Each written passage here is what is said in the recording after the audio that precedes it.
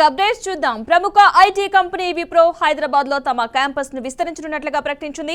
Hyderabad financial district లోని గోపనపల్లిలో మరో IT centre ను ఏర్పాటు చేయనున్నట్లుగా తెలిపింది. ఈ సెంటర్ ద్వారా ప్రత్యక్షంగా పరోక్షంగా 5,000 మందికి ఉద్యోగాలు లభిస్తాయి. దావోస్ లో వరల్డ్ ఎకనామిక్ ఫోరం సదస్సులో విప్రో ఎగ్జిక్యూటివ్ చైర్మన్ రిషద్ ప్రేమ్జీతో ముఖ్యమంత్రి రేవంత్ రెడ్డి, ఐటీ మంత్రి శ్రీధర్ బాబు సమావేశమయ్యారు. ఈ భేటీ అనంతరం విప్రో నుంచి ఈ కీలక ప్రకటన అయితే వెలువడింది. హైదరాబాద్ లో విప్రో విస్తరణ నిర్ణయాన్ని రేవంత్ అయితే స్వాగతించారు.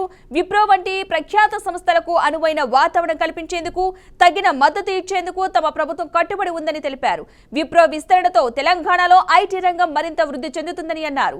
కొత్త విప్రో సెంటర్ రాబోయే 2-3 ఏళ్లలో పూర్తవుతుందని తెలిపారు. తెలంగాణ ప్రభుత్వంతో విప్రో చేసుకున్న ఒప్పందంతో ఐటీ పెట్టుబడుల గమ్యస్థానంగా రాష్ట్ర ఖ్యాతి మరింత పెరుగుతుందని చెప్పారు. ఇక విప్రో ఎగ్జిక్యూటివ్ చైర్మన్ రిషద్ ప్రేమ్జీ మాట్లాడుతూ కొత్త ఆవిష్కరణలను ప్రోత్సహించేందుకు అవకాశాలను స్పష్టించేందుకు కూడా తెలంగాణ ప్రభుత్వంతో కలిసి పనిచేయడం సంతోషంగా ఉందని చెప్పారు. మంత్రి శ్రీధర్ బాబు మాట్లాడుతూ స్కిల్ ఇండియా యూనివర్సిటీతో పాటు రాష్ట్ర ప్రభుత్వం అమలు చేస్తున్న వివిధ నైపుణ్యాభివృద్ధి కార్యక్రమాల్లో పాల్పంచుకోవాలని విప్రోను కోరారు. ఇక మొత్తంగా ఇదే అంశానికి సంబంధించిన పూర్తి సమాచారాన్ని మా ప్రతినిధి మహేందర్ రెడ్డి అందిస్తారు. మహేందర్, మొత్తంగా ఫైనాన్షియల్ డిస్ట్రిక్ట్ లో మరో ఐటీ సెంటర్ ను ప్రారంభించబోతుంది విప్రో. దీనికి తెలంగాణ ప్రభుత్వం కూడా గ్రీన్ సిగ్నల్ ఇచ్చింది. చంద్రబాబు కూడా భేటీ అనే విషయం కనిపిస్తుంది. మొత్తానికి గోపన్పల్లిలో ఈ విప్రో ఏర్పాటు కావడంతో దాదాపు 5,000 మందికి ఉపాధి కూడా కల్పించే అవకాశం కల్పిస్తుంది. గోపన్పల్లిలో ఈ అయితే 2-3 ఏళ్ళలో పూర్తి కానున్న ఈ కొత్త విప్రో సెంటర్ అయితే కానుంది. మరి ఈ సెంటర్ ద్వారా ప్రత్యక్షంగా పరోక్షంగా దాదాపు 5,000 ఉద్యోగాలు కూడా ఉన్నాయి.